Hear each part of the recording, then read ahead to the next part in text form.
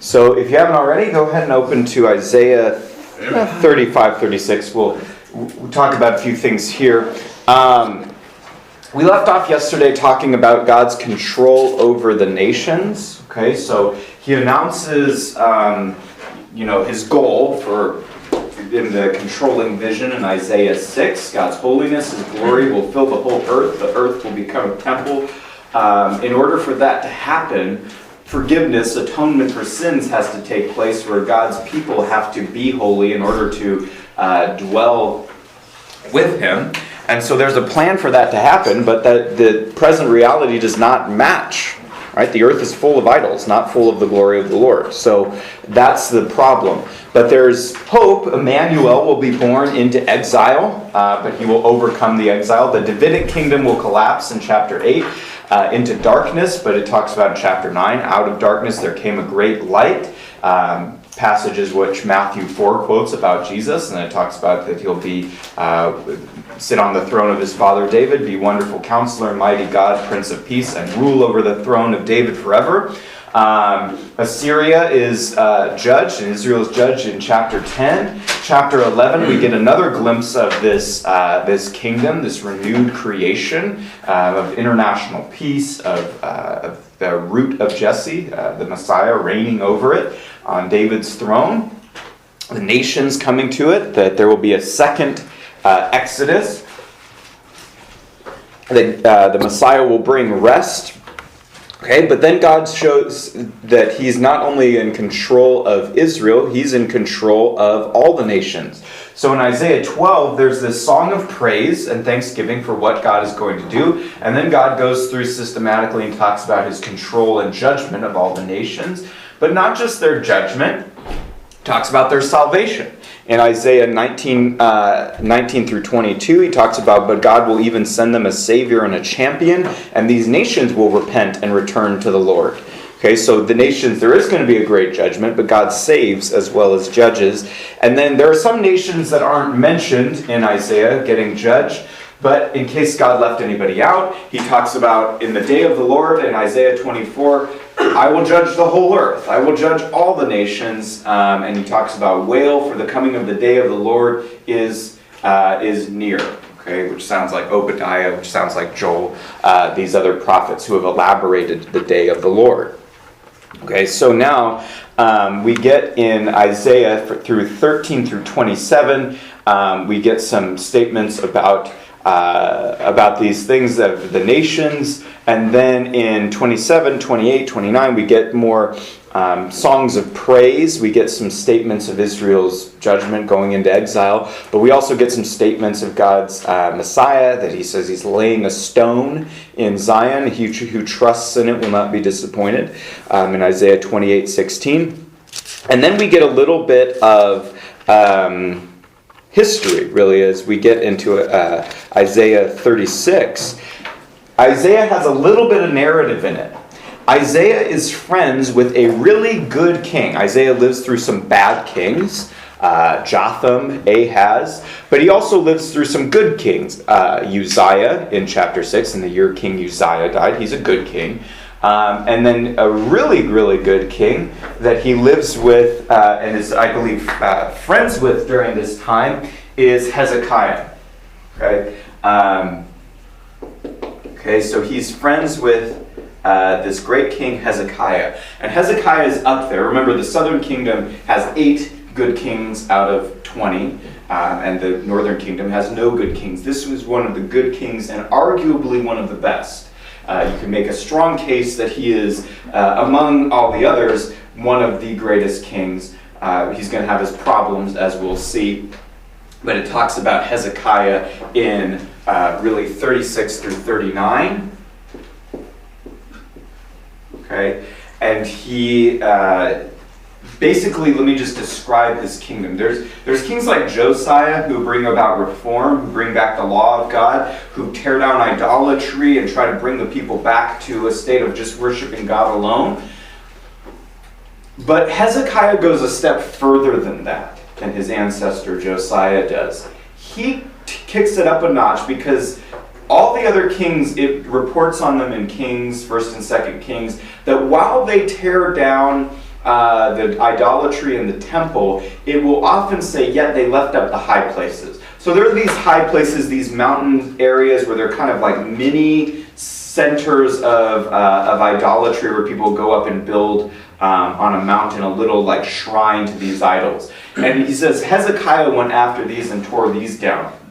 And so this is kind of unheard of. No other Davidic king is like this. So you see, okay, maybe he is going to be better than David, better than Solomon. He will fulfill the Davidic covenant. He will obey God fully. And all the blessings from all the covenants that plug into the Davidic covenant will happen. The kingdom of God will be realized on earth. Maybe Hezekiah is the type of king that David and Solomon were writing about in the need of this greater future king who will restore the United Kingdom and all these sorts of ideas, concepts that we've gone over.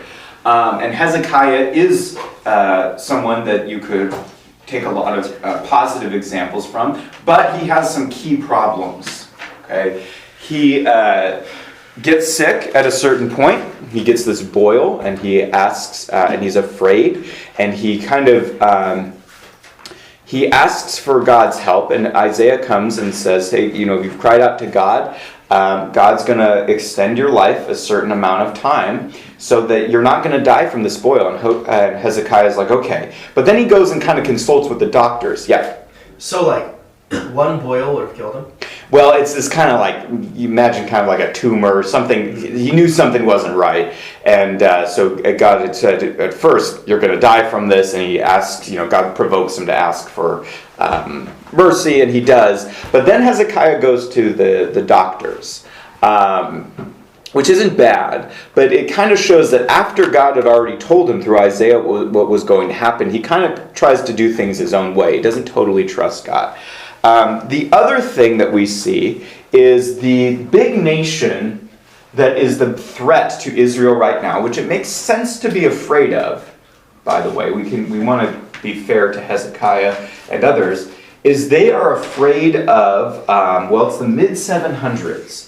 What's the big nation that everybody's afraid of right now? So think carefully. Yeah. Assyria, yeah. Because 722 is coming. The northern kingdom is going to be destroyed in a horrible way by Assyria. Okay? But Assyria is not, more powerful than God, obviously. And so Assyria is not even the main nation Isaiah focuses on that much. So we'll talk about that in a second. So Hezekiah does something that is politically smart, makes some sense, but is disobedient to God. Okay? And his plan is, if you are a less powerful nation, and you're going to be fought by a nation that can militarily overpower you, you can fight, but you're likely going to lose it, as far as the way you see it, without God. What might be a viable option that you might do instead? What might you do? You can even think of even the American Revolution, fighting the British Empire. The Americans needed what? Yeah. An ally. They needed an ally. Okay. Now Hezekiah follows this idea of an alliance. Okay. Now, it's not so bad, but Israel's not supposed to do that. They're supposed to trust God. They're not supposed to multiply horses. They're supposed to trust God to deliver them, not to feel self-sufficient. Okay?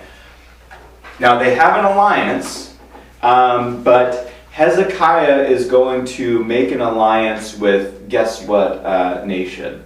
It's an up-and-coming nation that will be powerful, that Isaiah has talked about.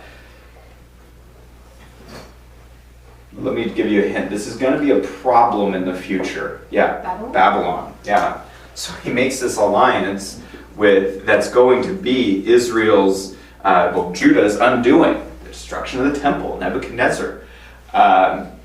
So he's not supposed to do this, but he follows the enemy of my enemy is my friend, right? So this makes some sense, but he's now gotten stuck in this alliance instead of fully trusting God.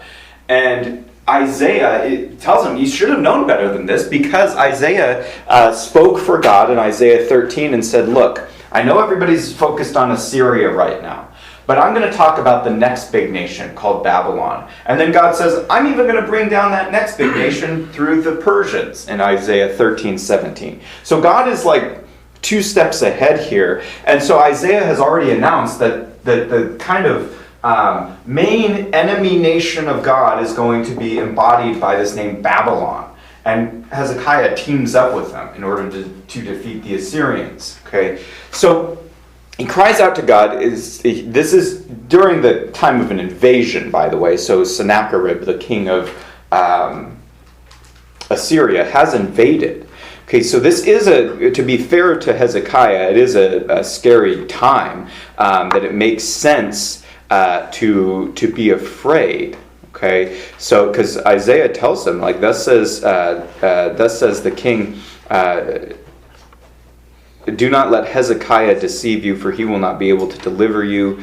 So people are saying these things about him, and then the other people are saying, don't let Hezekiah just say, trust God. Okay, it says, nor let Hezekiah make you trust in Yahweh, saying, Yahweh will surely deliver us, not to be given into the king of Assyria. So Hezekiah is under a lot of pressure, saying, you know what, Hezekiah, if you are just going to stand there and do nothing and just say, trust God when we're being invaded, instead of teaming up with Babylon, you're crazy. So Hezekiah goes with that, but he's not supposed to. Right, so, but he does pray, he does trust the Lord. But listen to what happens. I think sometimes we forget like what God does and how God acts. And so it's like to Hezekiah, this is a very serious emergency. So we don't want to downplay that. But listen to, he doesn't take into account, I was thinking about it this morning, it's kind of funny, he doesn't take into account that like God can kill the Assyrian army. Right? So, and that's what happens. Listen to Isaiah 37, verses 36 and following. It says, then the angel of, this is as Assyria is camping around them, God says, I'll defend the city in the verse before for my servant David's sake. Then in verse 36, he says, the angel of Yahweh went out and struck 185,000 in the camp of the Assyrians. And when the men arose early in the morning, behold, all of these men were dead. So Sennacherib, king of Assyria, departed and returned home and lived at Nineveh. It came about as he was worshipping in the house of Nisroch, his god, that Adramelech and Sharezer, his sons, killed him with the sword. And they escaped into the land of Ararat, and Esarhaddon, his son, became king in his place. Okay, so it's like 2-3 sentences where it talks about God sent out the angel of the Lord and killed them all. Right? So there's this big threat of Assyria, and everybody's telling Hezekiah, don't trust the Lord. Don't let Hezekiah tell you that it's just going to be good enough to trust the Lord. Well, then God says, I'm going to defend the city. Don't do anything. Right? So they are camped around the city. God sends the angel of the Lord, kills 185,000 of the Assyrians, and the Assyrians that are left go home. And then Sennacherib's worshiping in front of his god, and his sons assassinate him. And so his God does not protect him like Yahweh protected Hezekiah. Right? But Hezekiah has now not totally trusted the Lord.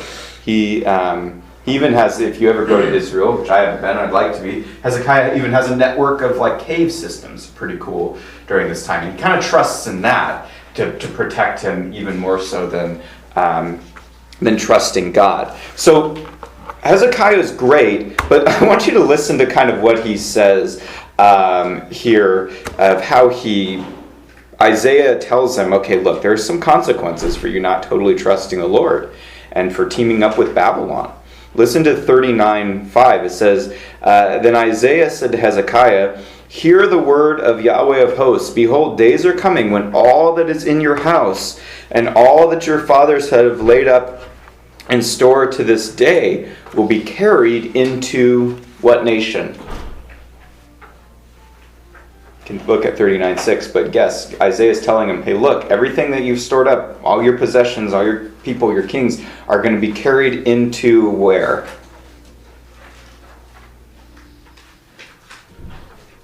Think either Old Testament history. What happens to Judah around 605 to 586. What nation do they get carried into the south?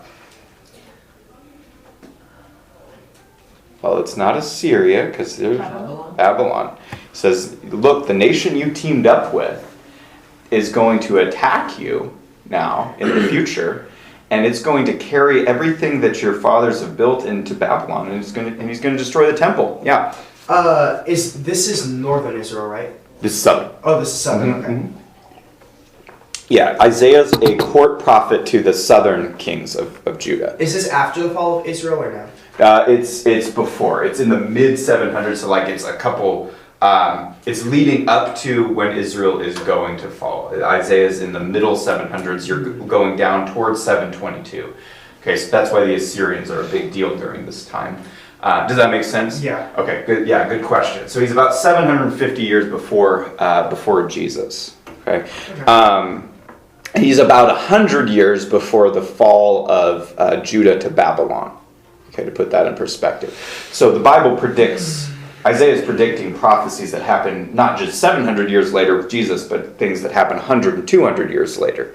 Okay, and so he listens to what he says as following in verse 6. He says, everything is going to be carried into Babylon. Nothing will be left, says Yahweh. And some of your sons who issue from you, whom you will beget, will be taken, and they will become officials in the palace of the king of Babylon. Just pause there for a second. Who are some young men that get taken by Nebuchadnezzar's forces in the Babylonian captivity, and instead of just living in the land like Ezekiel, actually serve in the court of Nebuchadnezzar and in the Babylonian government?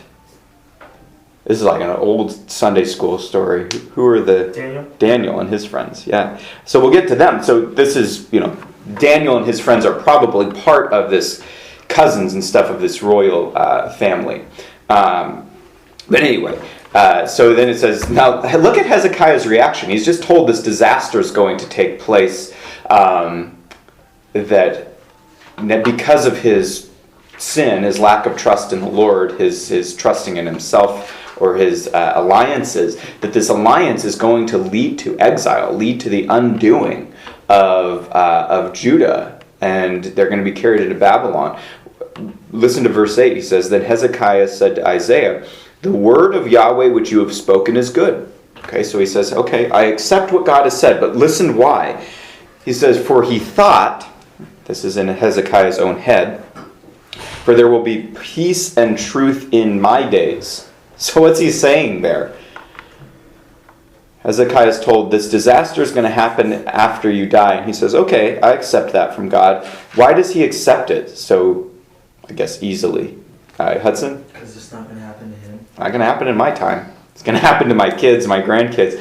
I've basically sown the seeds of the destruction and the collapse of my kingdom, but at least I don't have to experience live long enough to experience the consequences of it. So anyway, so yeah, Hezekiah, we can see his imperfections here. He's like, okay, well, at least I don't have to be around for when God's judgment happens, even though I helped facilitate it.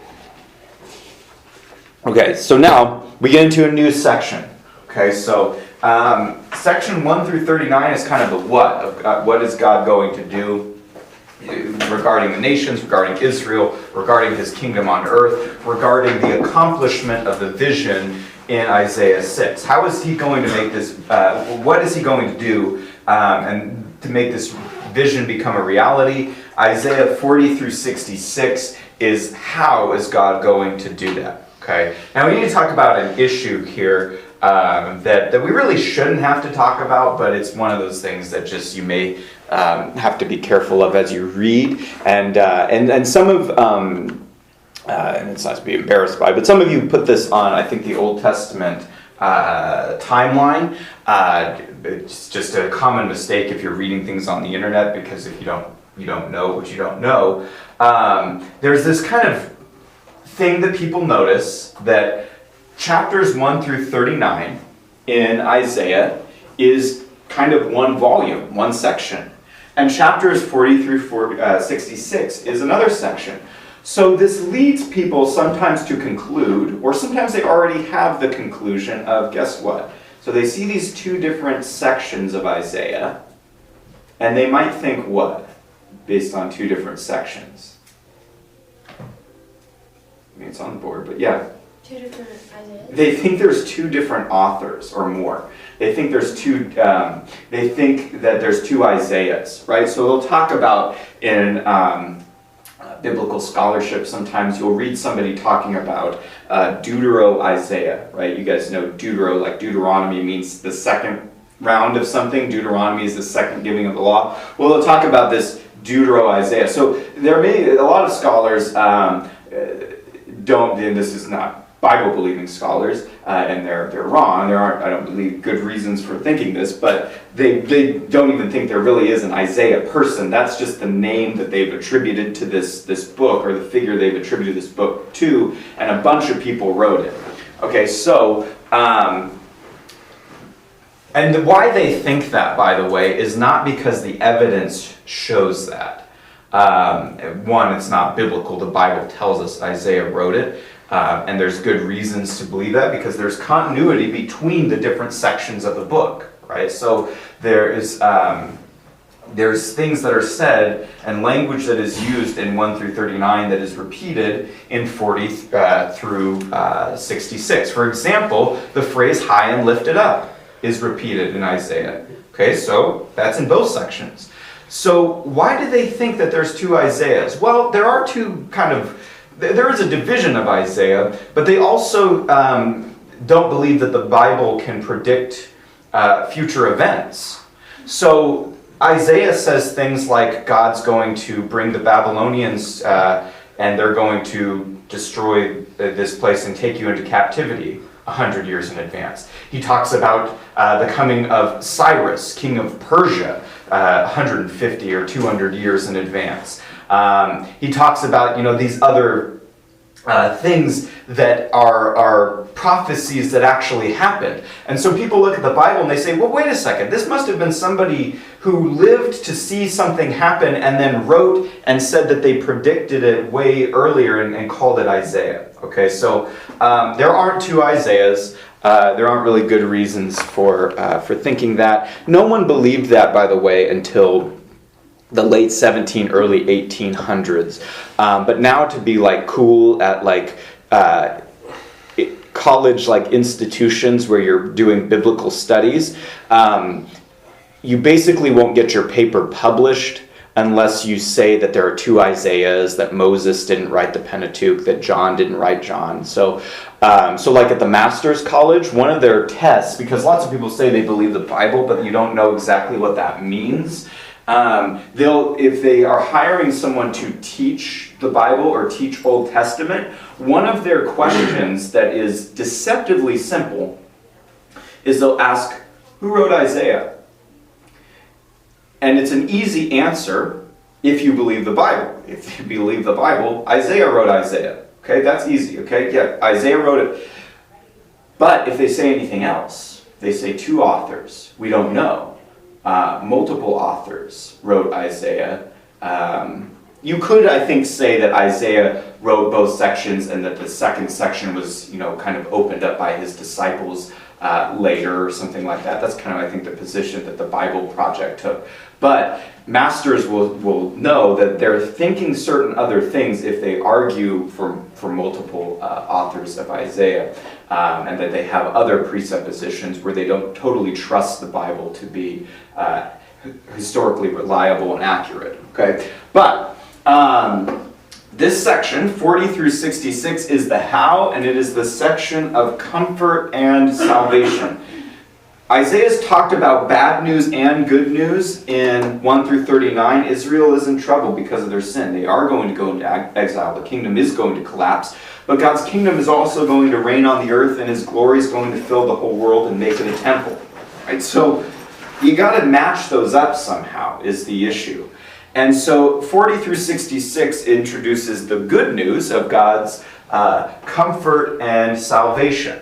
Okay, because remember, Isaiah's name and his theme is that Yahweh is salvation. God will accomplish all his purposes through the core of salvation. Okay, so that's a big deal, not only for the Bible, but for us personally. Because you guys remember that Matthew 1:21, real simple verse, but great verse to memorize. And it's a Christmas verse.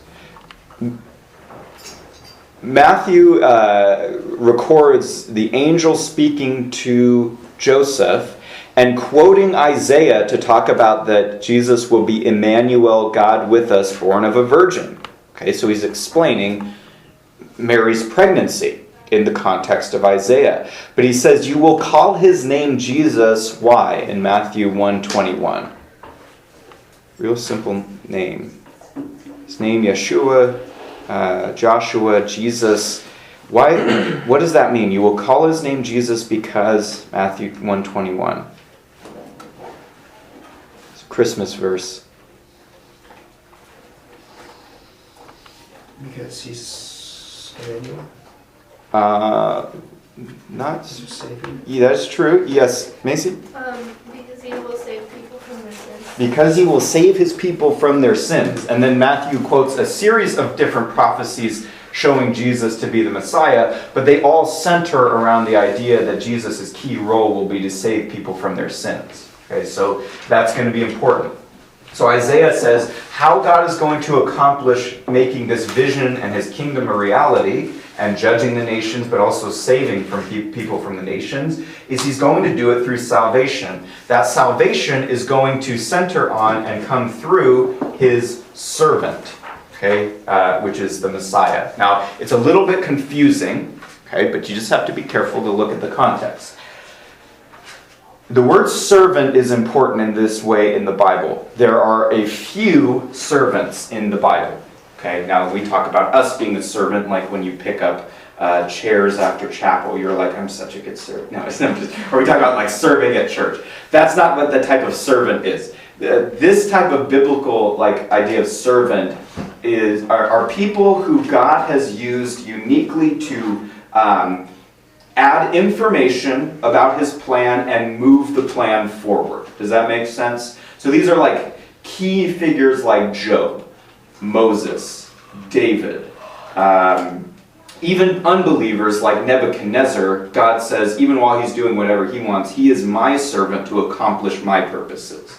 So he has these, and Israel is also called God's servant. They're his servant nation. They are also identified as the nation that is his son. Okay, so, but all their activity as God's servants ultimately comes to rest on the success of this servant. Okay, so all the previous servants of the Old Testament, it's all tied up with the success of this servant. So if this servant fails, it all fails. If this servant succeeds, it all succeeds. Okay, and so that's what God talks about. He's going to accomplish everything that he promised through salvation, through the work of the servant. Okay, so we'll see that in this section as well. Okay, so can somebody read Isaiah 40, verse 1 and 2? Yeah, Sophia, thank you. Comfort my people, says your God. Speak tenderly to Jerusalem and cry to her that her warfare is ended, that her iniquity is pardoned, that she has received from the Lord's hand double for all her sins. Okay, so there's been bad news plus hope announced throughout Isaiah, but now he says, he repeats this term from God and says, comfort, announce comfort to the people. Okay, now we think of comfort as in English, we use comfort as like I'm comfortable or I'm uncomfortable.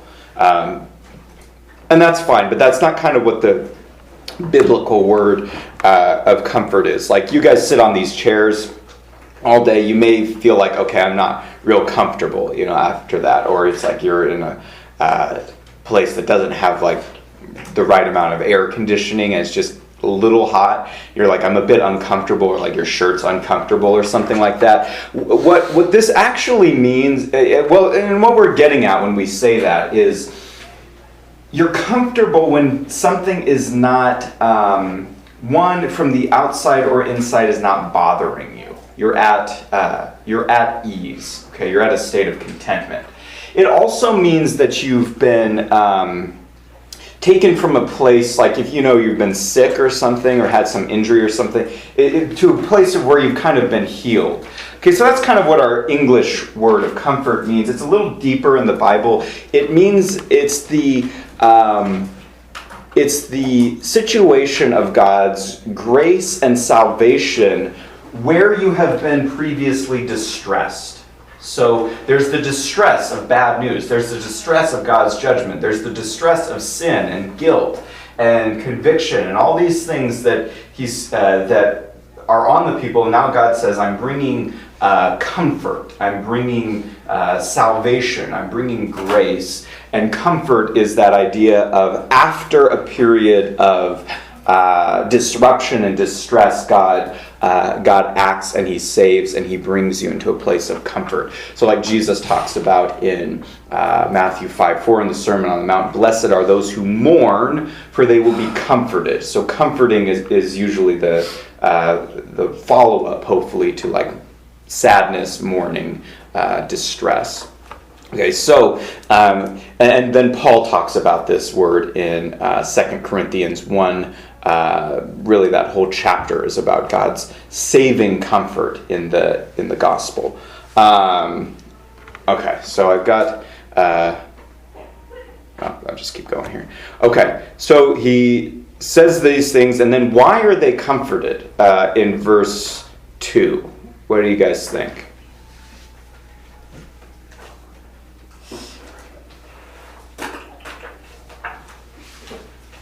Well, you can look at verse 2. It doesn't have to be a guess. Why are they... what are they comforted about? Their iniquities pardoned. Their iniquities pardoned. Yeah, your iniquity has been pardoned or removed, right? She has received from the Lord's hand double for all her sins. That doesn't mean double judgment. That means God's grace is greater than their sins, as it talks about in like Romans 5. Okay, so he talks about there is going to be salvation, there is going to be forgiveness, but it's not a superficial comfort. It's actually God's saving and forgiving sin, taking away sin, and we're going to see that's going to happen. How that's going to happen through the servant. Okay, we also Matthew, Mark, Luke, and John. What do we call these types of books? What's the genre? What's that? Gospels. Yep. And so these are Gospels. That's where we call them Gospels because it's the advent of Jesus, the servant, who's bringing salvation. Well, Isaiah 40 and following starts to introduce this term gospel. It uses it as God is now giving proclamation of good news of his victory, his salvation that has taken place. So when they talk about Jesus went preaching the gospel, it's actually borrowing the term from Isaiah, that Jesus is showing up to announce God's victory and salvation that he's going to accomplish. And you know what? When we actually share the gospel with people, we are trying to tell them the truth about Jesus so that they repent and are saved. But I think there's another side to it that we don't think about. We're also just announcing the good news that God has overcome sin and death through Christ, and there's the opportunity to repent and be saved. But it's not just to change people, convert them, and get them saved. It's to announce that God did it, that God has accomplished what he said, that God has victory in what he set out to do. And so that word gospel, or the good news, and listen to Isaiah 40 verse 9, talks about Zion, bearer of good news. Okay, so you hear good news repeated throughout this section. Okay, let me quote something and you tell me what it sounds like or who said it. Okay, so there's a voice calling in the wilderness, make a smooth path for the Lord to follow. John the Baptist, right? John the Baptist speaks in the language of Isaiah 40 verse 3, where God says, I'm coming to save. Okay, so John the Baptist says, I'm stepping into that to be the one who gets people ready for Jesus to come. And this is one of the, I think, subtle proofs that Jesus is God. Because John the Baptist says, I'm the voice calling and telling you that Yahweh is about to show up. And then who shows up? Jesus. Yeah, so he's saying, look, and Isaiah 40 is a homework for today. I'm not going to follow up with you guys on it necessarily, like you don't have to do an assignment, but you should read Isaiah 40. It's a great, has a ton of great statements about God's greatness, power, salvation, especially verses 12 through 31. Okay, has God asks all kinds of questions about himself in order to remind people and show people his power, his wisdom, his sovereignty over all things, his holiness, his grace, and that this is going to be, all those things put together are going to work to accomplish God's salvation. He also talks about, God says, I'm going to come rescue my sheep and carry them like lambs in my arms. God's acting like a what? If he's rescuing a sheep, A shepherd. he's acting like a shepherd, right? Jesus says, I am the good shepherd, right? So they encourage them with the good news here, the gospel that's going to come, out of the wilderness, like they were in the wilderness the first time, okay? So much great stuff in Isaiah 40 through 41. If you want more information on this text or hear this text talked about, you can look on, I could post this online too, on Google Classroom, my YouTube channel. I preached a sermon on this a couple of years ago that might encourage you guys as well. That's just Isaiah 40. So you could look into that. But it's these one set of questions after another about God showing who he is. So this is the good news section of the book, and this will come through the sermon. Okay, so let's we're going to look into a few more things here. To be honest with you guys, I'm just waiting for the fire alarm to go off because we have a fire drill today. But don't let that stop us from what we're doing. But anyway, so Israel gets encouraged in verse 41. Okay, and then in verse 42, there's a problem with Israel, and we'll kind of end off here. What's the problem with Israel? Even though they are God's servant, God calls them something. He points out basically a spiritual handicap that they have. Even though they're seeing, they are what? Blind. He says, you're blind, you're deaf. He says, you're supposed to be my light to the nations,